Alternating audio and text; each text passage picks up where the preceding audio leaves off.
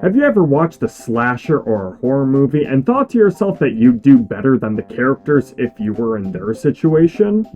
You might make different choices, like or dislike a certain character more, or figure out the big reveal before anyone else. If you've ever had thoughts like these, then I have some games for you. Hi, I'm some jackass on the internet with a lot to say and virtually zero reason to be listened to. I'm here today to introduce you to Season 1 of the Dark Pictures Anthology, the one-stop shop for all your horror needs.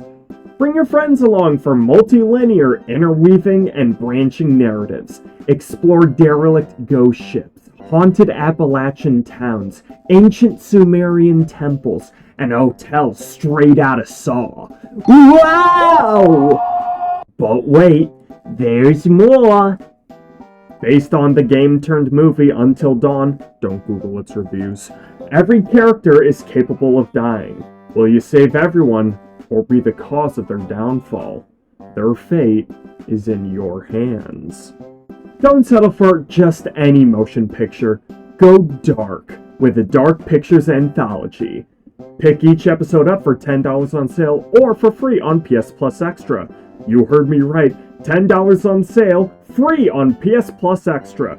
Can you believe it? $10 on sale, free on PS Plus Extra. I'll say it till someone stops me. $10 on sale, free on PS Plus Extra. Slap my ass and call me a stinky salesman. $10 on sale, free on PS Plus Extra.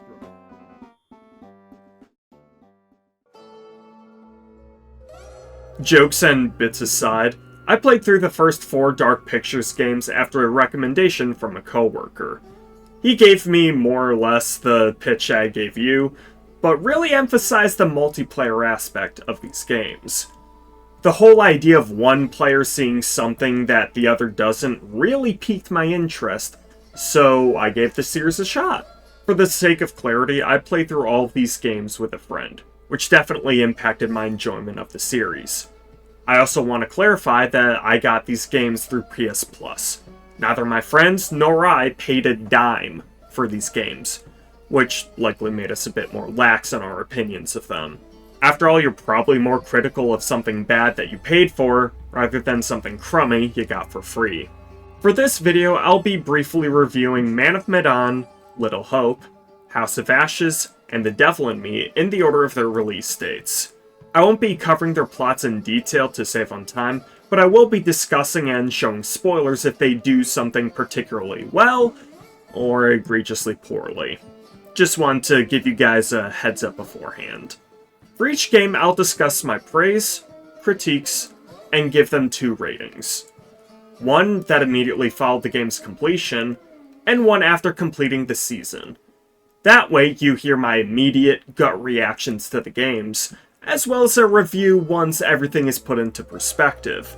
I think it's worth noting the difference because, in the moment, I might be riding the high of beating the game and be less critical of a game's faults than when I'm thinking about it in retrospective. I hope that makes sense. With all that out of the way, it's time to get into the video proper. As always, thank you for watching, and let's begin our review with the seafaring Man of Medan.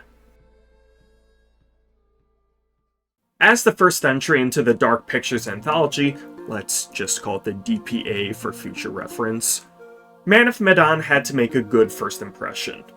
After all, a series isn't made overnight. It has to get its first entry out the door and do a well enough job to warrant a revisit. So, how'd it do? Honestly, I think it did pretty well. Man of Medan boils down to a group of friends going on a diving trip, but stumbling onto a seemingly haunted ghost ship that's crawling with monsters and some sort of conspiracy. It's got a simple plot that almost feels out of Scooby-Doo, but I think that's okay. Out the gate, the first thing that I want to comment on is the graphics. This is true for the other games, but I just feel obligated to discuss them nonetheless. Supermassive Games really knows how to use Unreal Engine to its fullest and get genuinely amazing results from it. Like, seriously, look at these shots.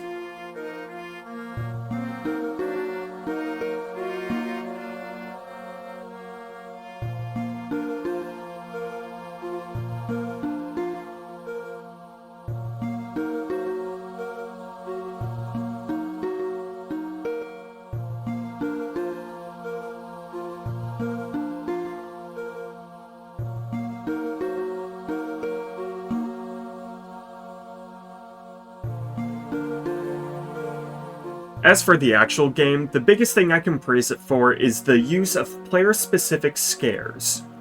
In the game's prologue, my friend Socrates said he saw a kid run past him, whereas I didn't see anything. What was that? Did you see that? What? Oh! So what did you see, like, in that one moment? Hey, you see that kid over there? What? No? You feeling alright? I just saw the kid run by. Well, that answers my question. So, when you say kid, what do you mean? My son! Like, what do you mean your son? I know this isn't revolutionary and other games have definitely probably done this, but this is such a great use of video games as a storytelling device. You can only really do these sorts of scares in games, and these guys do it with great restraint. This only happened a few times in the game, but it really sells the idea that despite playing the same game together, we're having our own separate experiences. Sometimes in just run-of-the-mill gameplay, we'll remind each other that this isn't a single-player game. Hey, I like it when you're strict. And sometimes I just want to be kept in line, you know what I'm saying? I don't mind a little submission now. Is there a way for you to turn that off? I just saw you pop into my dude, get out of my cutscene!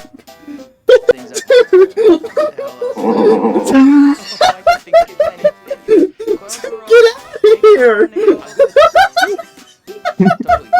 Something I was really curious about was how Medan, and the future DPA games, would handle characterization.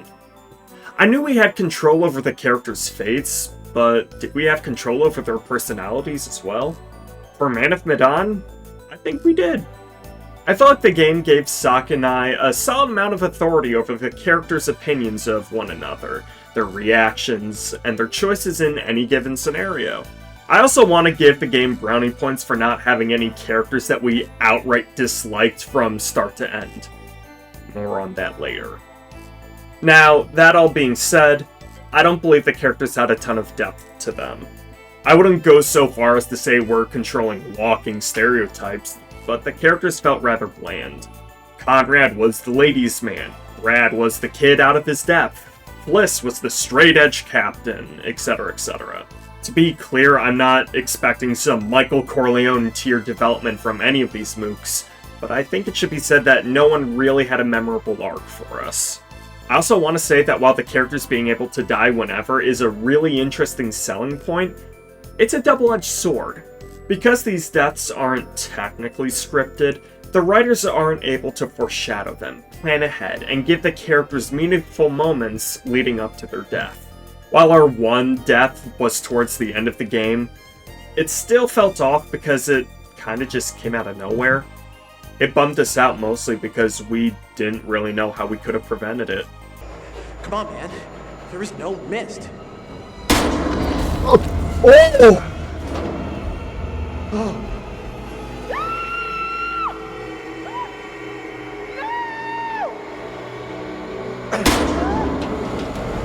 What did you do?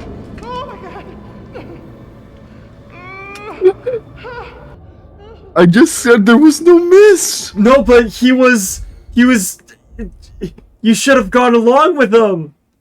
No, because if I said I breathed it in, he would have shot me too! Fuck. I don't know what the right course of action was then. We go back? No. Lastly, the biggest critique I have for Man of Medan is in regarding its big reveal. Many games have used the "it was all in your head" trope to explain away the unexplainable, but I feel like here it was a little annoying. Once we figured out what the twist was, the scare factor kinda just vanished. There's no real emotional weight to these visions. While they somewhat relate to the characters on an individual basis, it's not in any meaningful way that changes how you look at them, like how the monsters relate to the characters in early Silent Hill. In the end, the reveal that the monsters were just hallucinations takes away the mystique of what's happening in favor of explaining everything away. When you explain the extraordinary, it just becomes ordinary, which is never fun to see happen. That being said, I gave Man of Medan a 3 out of 5 stars after I beat the game. I liked what I saw, but wasn't super impressed in the moment. After beating all of the games, however, I'd bump it up to 3.5 out of 5. In retrospect, I've got a better understanding of how specifically Man of Medan succeeded in ways that the other games didn't. So, Man of Medan works as a strong opener to the DPA, but will that carry through the future games? Let's see for ourselves as we move on to Little Hope. Based upon The Omen, the Salem Witch Trials, and Silent Hill, Little Hope sees 4 students and a professor marooned in a seemingly supernatural town following a bus crash. If you ask me, those inspirations are a combination that will be hard to screw up, and if there's anything Little Hope gets right, it's the vibes of putting these concepts together. The feeling of walking through a foggy, moonlit street is absolutely on point.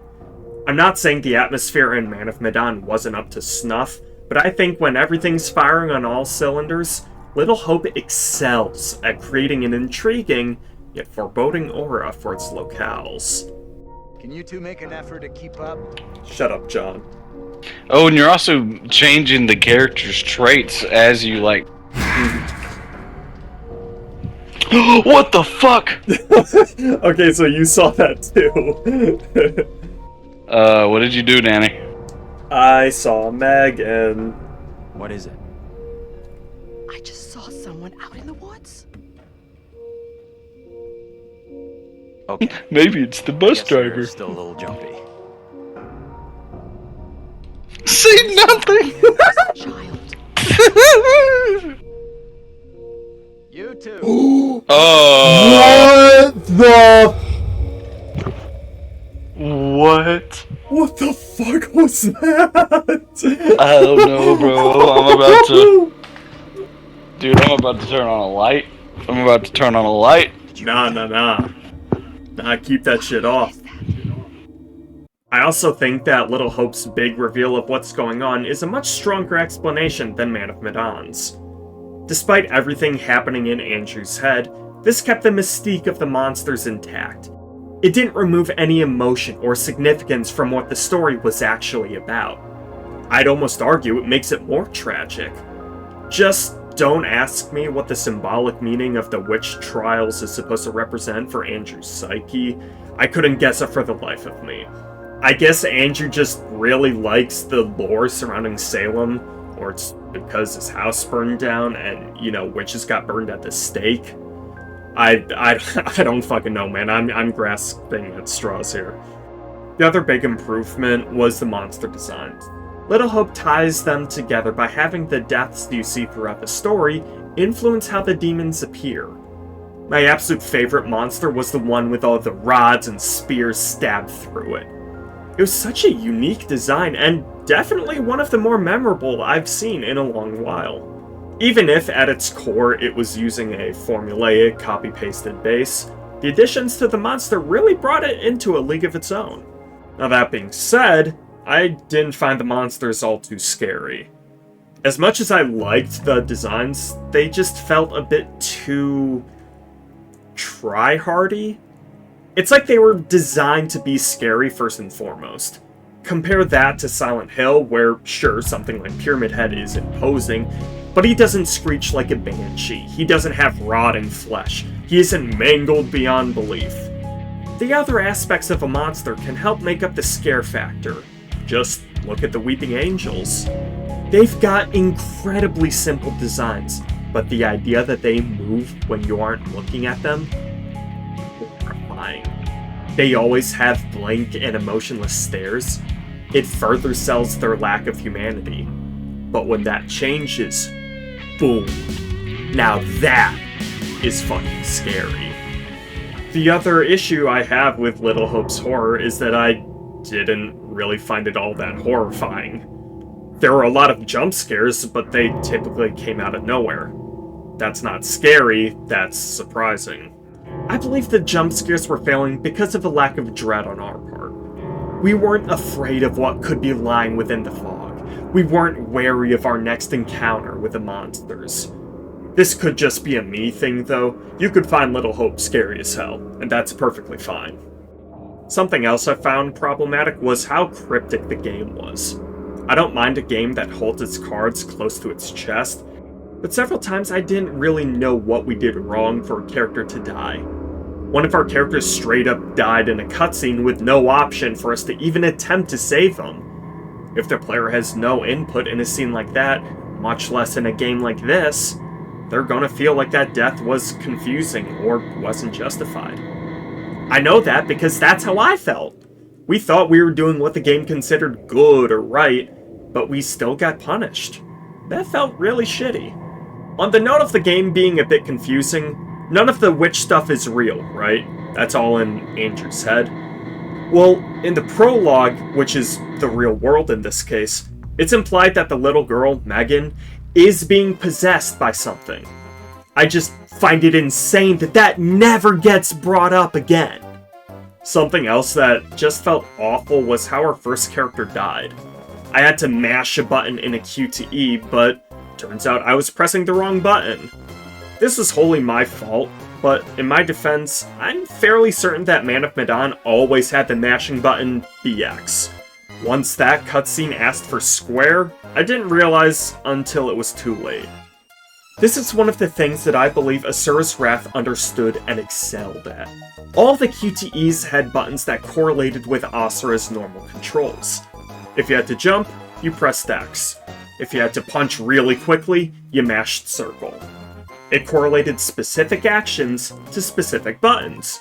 That makes sense. Little Hope doesn't do that. It changes the required inputs on a whim, seemingly based on what button hadn't been used in a while. This feels haphazard and like there really wasn't a lot of thought put into this mechanic. The last big grievance I have with Little Hope is that I felt the characters were way more rigid and predetermined. No matter what dialogue options we chose, it felt like characters acted a certain way in every cutscene. This made it all the more jarring when we'd have them contradict themselves. It didn't make sense in-universe for the character to suddenly disagree with themselves. Comparing that to how free-flowing Medan's characters felt, it was a pretty stark downgrade from one game to the next. Also, just fuck Angela. I struggle to remember a character that I've genuinely disliked as much as this crotchety old bat. While I hated how she specifically treated everyone else, I thought as a whole the characters were a lot less likable than Man of Medan's. They felt way more tropey, cookie-cutter, and just generally more irritable.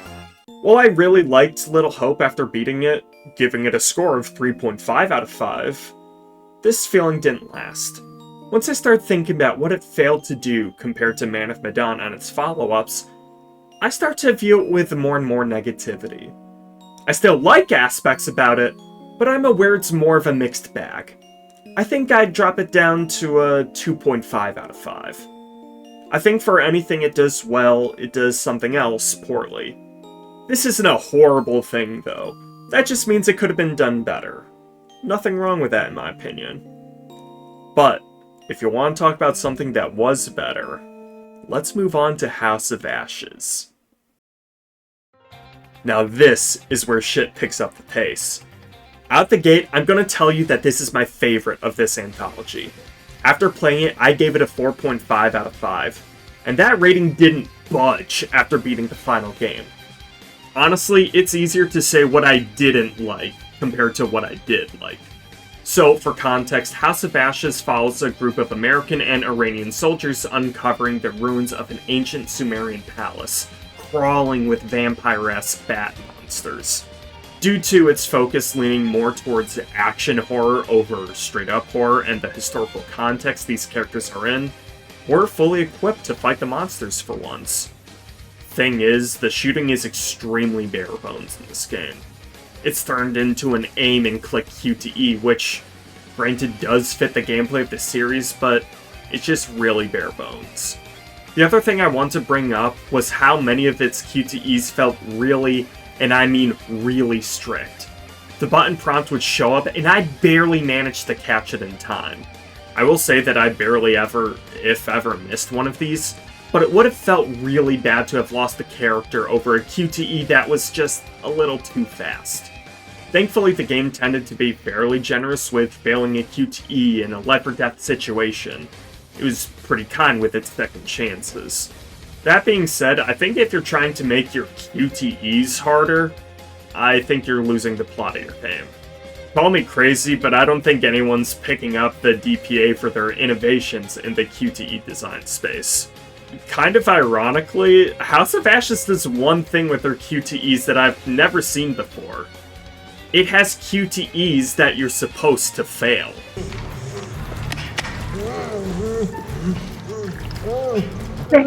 Addicted to morphine! Oh, man, you're fucking killing him! Nick, you're killing him! Danny, move your hand! It was giving me QTEs. Nick, you're choking him! Oh. Can't find a pulse. Can't find a fucking pulse. It can't be. I didn't mean. He's gone, Nick. Danny, Baldwin's dead. you just wasted morphine. Hey, you had the morphine! You injected him! Didn't really... We'll discuss this later. You killed him, Danny. You killed him, Danny. But is it as bad as you're making it out to be? Danny, I'm shooting you. You keep killing my men. Listen! I didn't realize that I was choking him. That was genuinely not my intention. I don't believe you. I don't believe you. I am being 100% honest. Your I laughing did not... does not help. Maybe this has been done before and I just haven't seen it for myself. But this is such a cool idea. Using the scene's context to inform if you should or shouldn't interact with a QTE is a really smart idea, and I wish it was used more. I can only think of 2 times this was used, which, to be fair, lets those moments stand out. I just hope this is worked into more sections for future games. One of the things that I really want to praise House of Ashes for is its characters. While they sometimes feel like generic army man and generic army woman, they use the setting to create conflict between the American and Iranian soldiers who have to learn to work together in order to survive. One of the more overtly prejudiced and probably racist Americans ended up turning over a new leaf and was probably our favorite character by the end of the game. His arc felt natural and logical. At first, he's working with the Iranian dude out of necessity, but then that develops into a trust, and then into genuine camaraderie. Jason's character development is nothing crazy, but it was just a nice, fun arc to see play out. I go to make Yeah! Tell my son I did everything I could. I am making sure you see your son.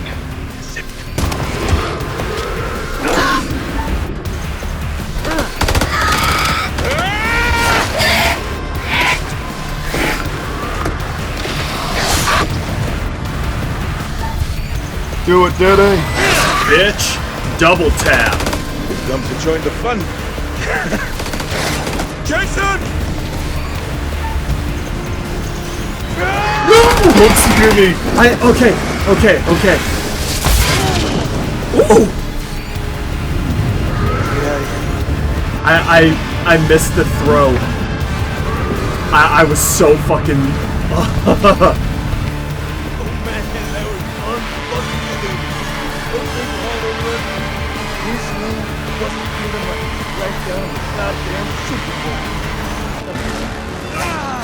Get stabbed in the eye, fuck! Again! Nice! Oh, again! Suplex! Holy shit! That was for Nick!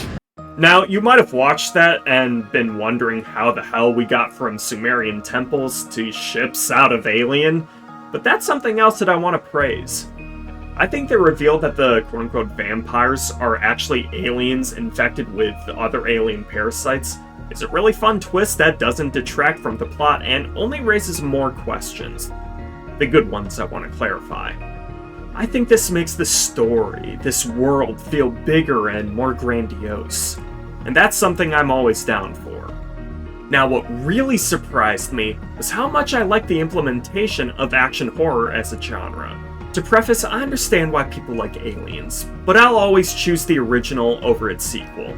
I find that Aliens made individual xenomorphs less scary and gave too much power to the human characters. That took away from the tension and just made it less engaging for me as a viewer. House of Ashes, on the other hand, the characters have to use their wits and teamwork to drive off and kill the vampires because they're woefully outmatched otherwise. The humans are capable, but not unkillable. This is where I think the nature of this game helps. Because all the characters can die, there are stakes at play. Our favorite characters don't have plot armor. I know this is going to be a hot take, but I think House of Ashes actually handled horde-based action horror better than Aliens. Because it's a game, it allows us to fail. It allows the villains to win. There's always that chance we screw up. You don't get that freedom in movies, or anywhere else for that matter. This is why I think games are such a great vehicle for storytelling. Sure, it allows for better immersion, but they can allow for better connections with the characters and stories that allow for your failures. I don't think Jason's dynamic with Salim would have been as effective in a movie because, in Ashes, we chose for him to put aside his prejudices. We chose to believe in Salim. Maybe I'm looking too deep into this, but House of Ashes really showed me what video games are capable of as an art form. If you're gonna play any of these games, make it this one. I can't recommend it enough. It's not perfect, but it just gets this stuff, man. On the flip side of understanding its source material, it's about time we discuss the final game in the DPA's first season, The Devil in Me. The Devil in Me follows a TV crew researching America's first serial killer. But the trip takes a turn for the worse when they find themselves in a booby-trap-laden murder hotel. It draws inspiration from classic slashers, and Saw most of all. However, this is where my first problem with Devil in Me lies. In Saw, John Kramer traps his victims and puts them through grueling tests to punish them, or to make them see the value in life. Make no mistake, he is a serial killer, but he has clear motives outside of just killing people. That's where the nuance and interest in Jigsaw comes from, for me anyway. All of the traps in this hotel lack any ulterior motive or greater significance. They only exist to kill people for the sake of killing people. It draws inspiration from Saw, but forgets to bring the meaning behind the traps alongside the actual traps. What's more is that I think this entire murder hotel is literally unbelievable. As in, I don't believe it can exist. Now, you might be thinking to yourself, Danny, this is a video game. It doesn't have to be believable. The previous game had alien vampires, but a murder house is jumping the shark for you? Yeah! You wanna know why? Because the game itself tries to show how much all of this would cost. It makes a conscious effort to show receipts for renovations, specific costs for amenities, notes about the builder's efforts to try and bring this hotel to life. It tries to ground this building in reality to show how this could all exist. But I'm sorry, I just don't believe the hotel could be built in real life. This is something that Saw juggles way better. As wild and wacky some of those traps are, I can believe that some cancer-ridden bozo actually set them all up. For the sake of time, just check out one of Kitten Arcade's many videos on auditing Saw.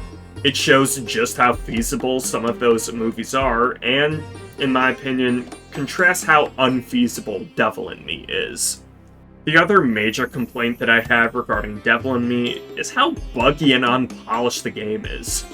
I never had any issues with any of the other DPA entries, but this one, holy, just let me read off the list that I made for you. First, I got stuck in the ceiling. Second, my camera clipped inside my character's head. Then, my friend got soft-locked and was unable to interact with anything. The AI's pathfinding would suddenly stop and they'd just stand in place. I found a window that easily reveals out of bounds. Worst of all, my gameplay and cutscenes would randomly skip ahead and get cut off or just break entirely. I understand that game development is hard. Really, I do.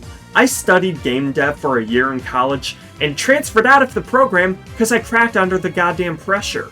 That shit is no joke. I feel for devs, but as a product you're selling for $40? This is embarrassing. So you literally made him jump for no reason? Jump to safety. Oh. True. What was the other option? Uh-oh. What? I hit it on my screen, dude! Whoa! For me, it just froze and then it cut to the... Dude, I think Kate just died! I hit it at the last second, but it popped up as red. Bro! I can hardly believe this was the same team as House of Ashes. But we're not done. The characters take a total nosedive in quality. Every cast member is barely likable and has at least one flaw that just made it really damn hard to get behind them. Except for Mark, he's kinda just chill like that.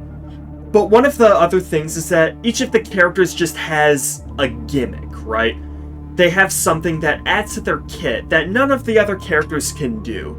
Sounds fine enough, right? Well, it might be if the game ever decided to use these gimmicks. Seriously, I can't think of a single fucking moment where the character's unique traits or equipment were used outside of their introductions.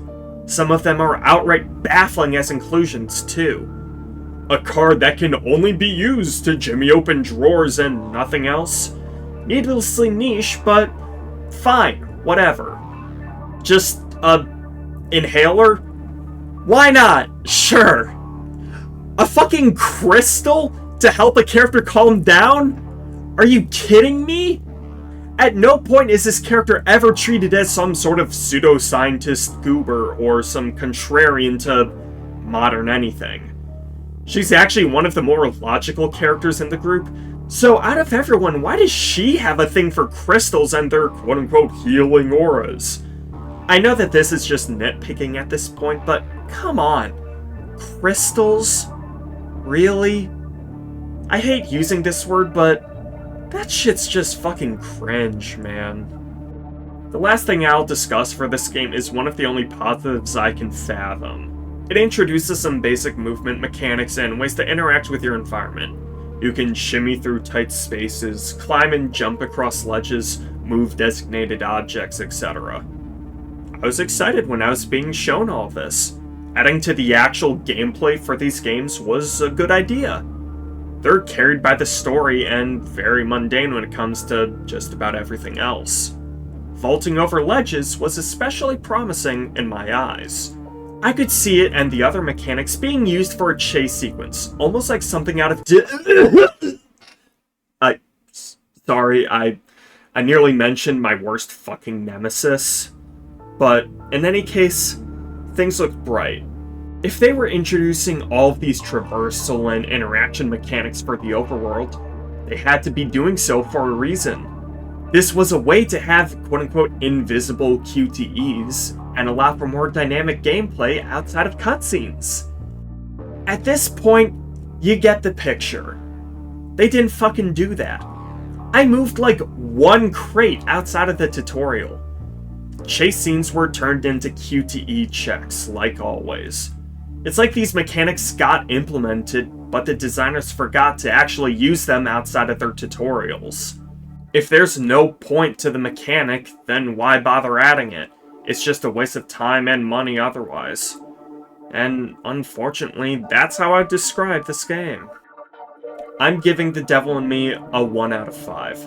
The story lacks depth, the game is unpolished, and the new additions to the series formula lack direction.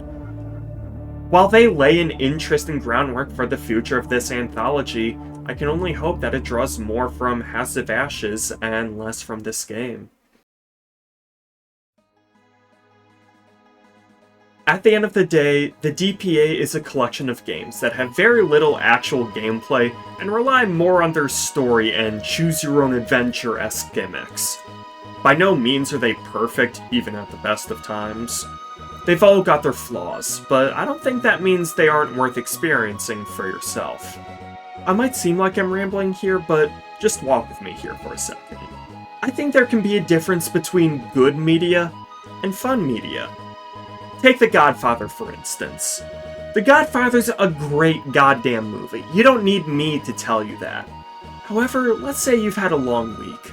It's late Friday night, and you got your mates to come over to watch something. Would you rather watch The Godfather with them, or something like Airplane, Tokyo Drift, John Wick?